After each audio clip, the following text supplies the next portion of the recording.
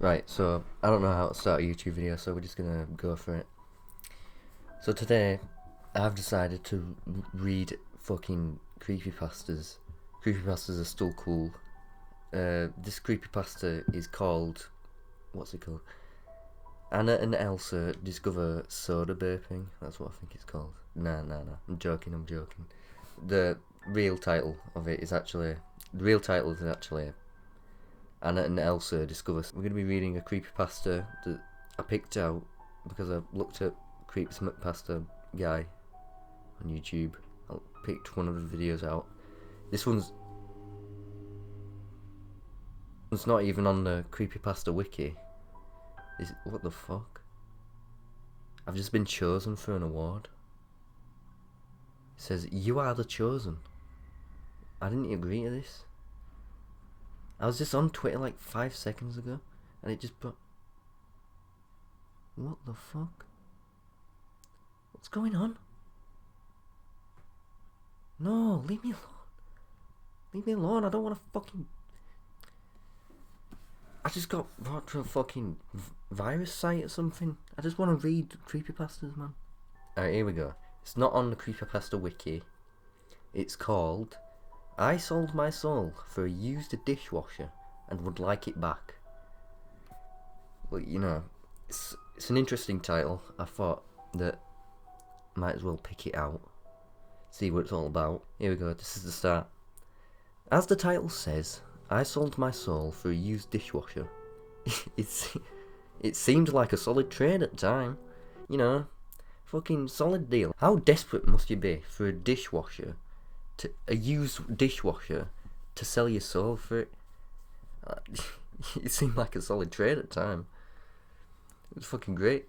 I mean, in hindsight, it wasn't such a good idea, but you know, it's already happened, so that doesn't really help me. A guy was selling it on a local for sale site, and the guy wanted like 200 quid for it. 200 fucking bluff. I don't have that kind of money, and I asked if he'd be willing to go any lower.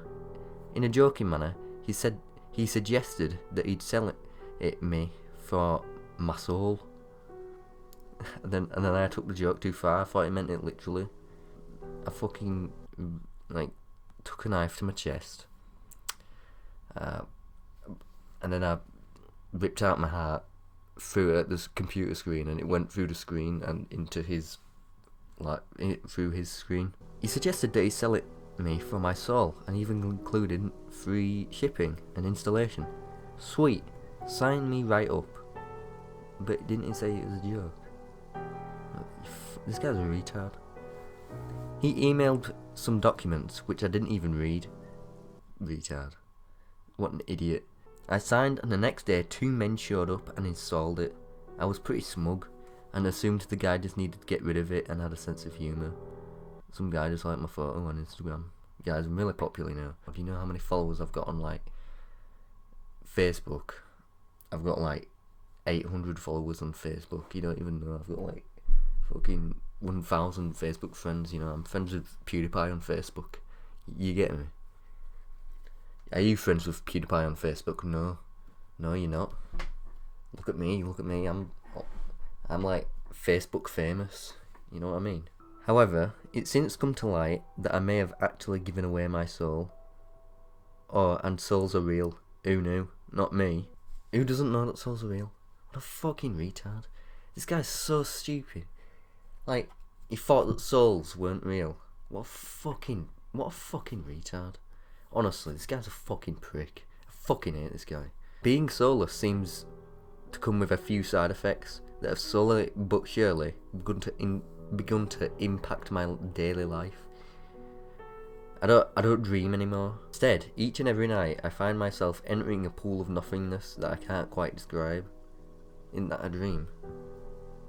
It's not like you don't dream anymore, you just have the same dream where you enter a swimming pool. What I'm imagining is that he's in his backyard, he's got a swimming pool, and he puts his foot in. He's like, ugh, fucking gross, dude. I don't want to fucking go in there. But he goes in anyway. It's like a pool of black smoke. And he goes in and then he fucking dies. I've lost where I am. Wait, I've lost where I am. Ah, found it. I don't really have much passion for anything. Not that I was the most passionate guy around before. I'm what you'd call a go with the flow type guy. Guy's lost his soul, and he's just talking about what type of guy he is. Bruh.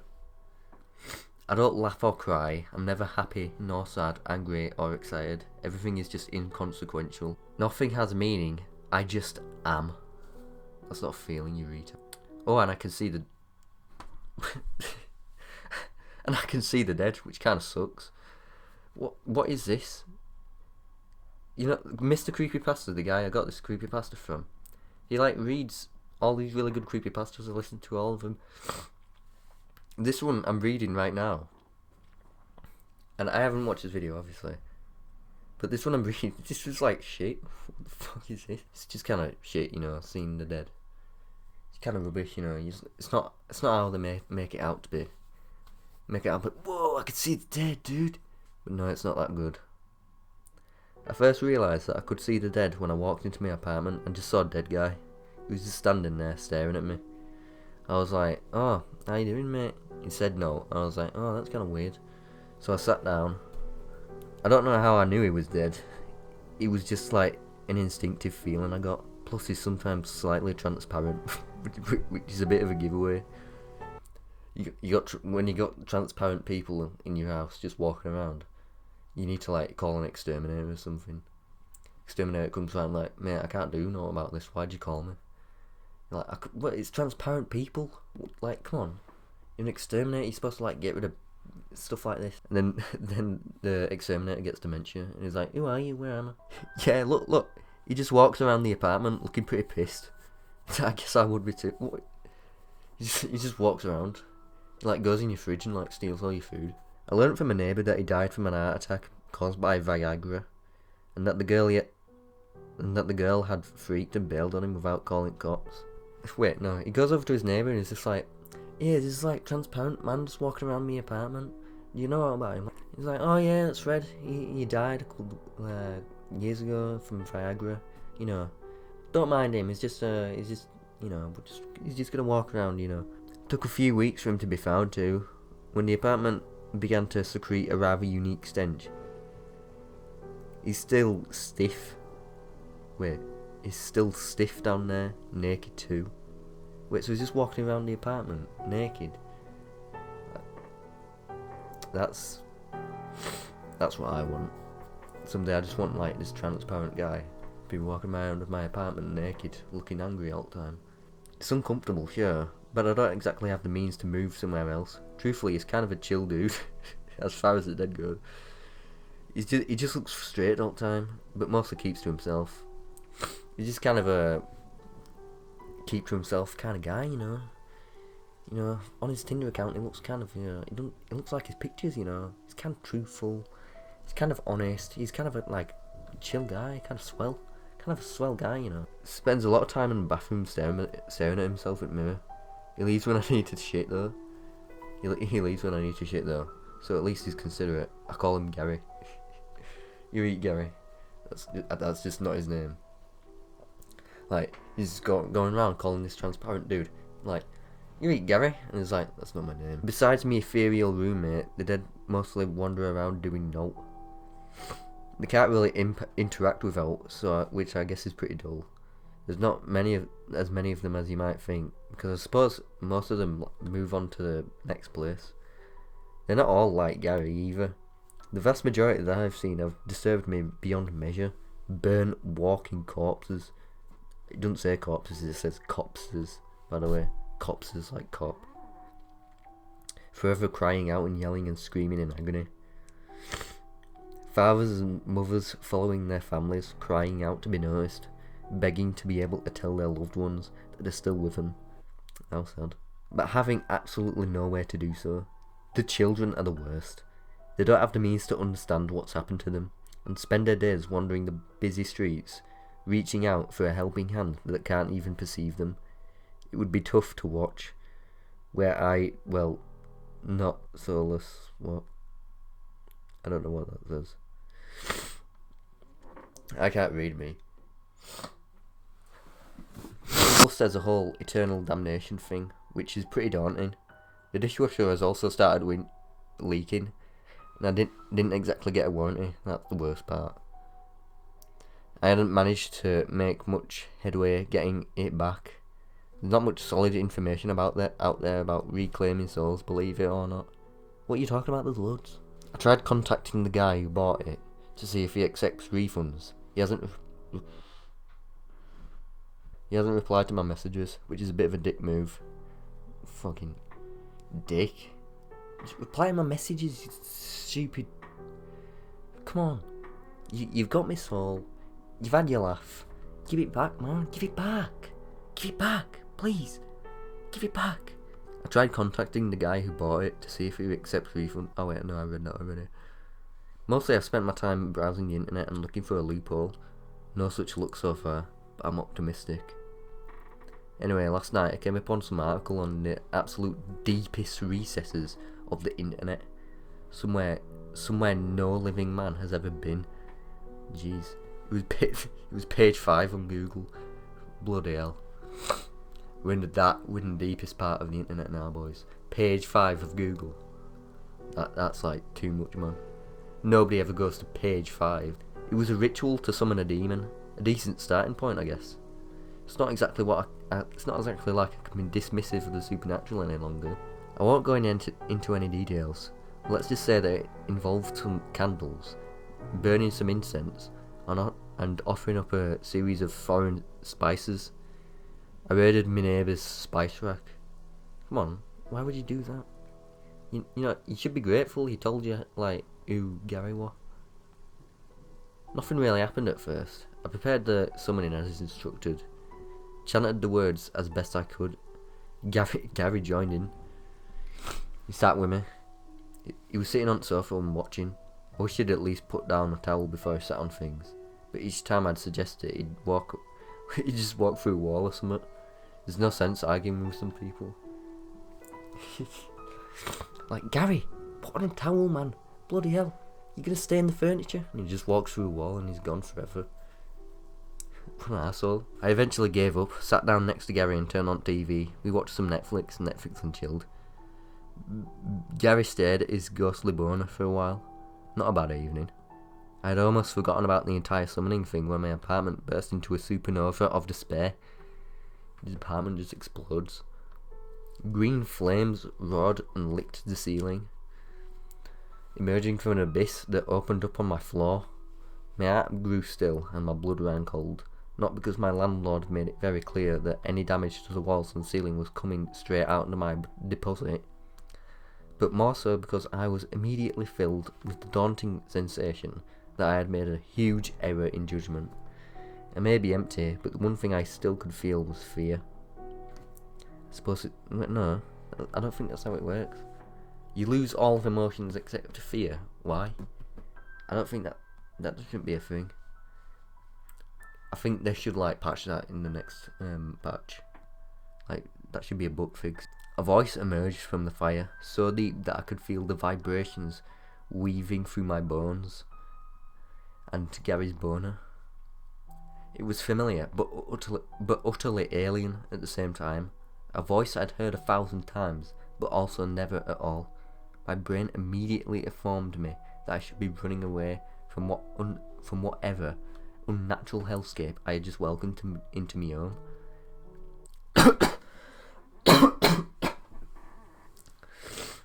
I know what Mr. Creepypasta goes through now. He has to read all this. And I bet after he's done, he just coughs away and Storage said, he's just the end.